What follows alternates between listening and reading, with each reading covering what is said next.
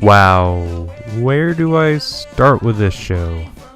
Star vs. the Army of Darkness is a recent cartoon on Disney that has gotten quite popular before it even premiered. That was all thanks to the trailer that was made a couple of months ago. When I viewed it, I knew that this show was definitely going to be something. A few months later, I saw the first episode, and was quite impressed. This show is about a princess from another dimension named Star Butterfly, who, on her 14th birthday, receives a magical wand given by her parents that has all kinds of power, but then proves that she is unable to harness the magic that it contains. So her parents send her the most unmagical place ever. Earth. Right there! Ooh. And while there, she is accompanied by a boy named Marco Diaz, who, reluctantly, provides her living space with him and his family, and guides her through average school and life on Earth, while taking down supernatural forces.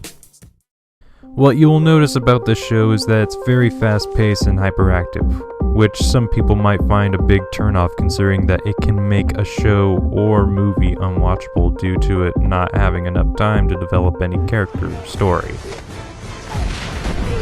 But Star vs. Marvel Zombies is a show that knows how to develop characters in less than a few minutes. We know that Star is a wild, adventure-hungry chick in the first narration of the show.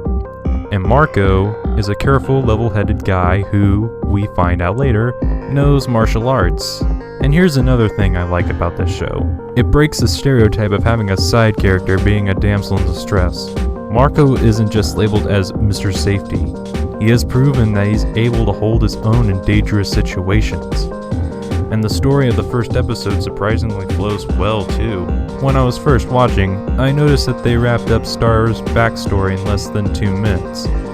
Normally I would find this awkward and off-putting in other shows, but the thing is, it feels natural. The main focus of the episode is being quick-paced and action-filled while keeping that motif throughout. And as far as the coherency is concerned, it's completely sound. And though that is a problem that most shows and media have, this show's first episode is structured in a way that it can tell a fast-paced story without causing confusion to the plot at hand. Though I think this show is great, I managed to have one problem with it. Those frickin' mouths. My mandible, I've never seen such big mouths.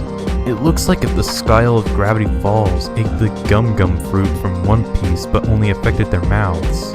I wouldn't be shocked if these mouths would give anyone legit nightmares. But other than that, I still really like this show. If you're into comedy, action, sci-fi, fantasy, then this show is up your alley. So sit back, relax, and prepare to be taken to another dimension.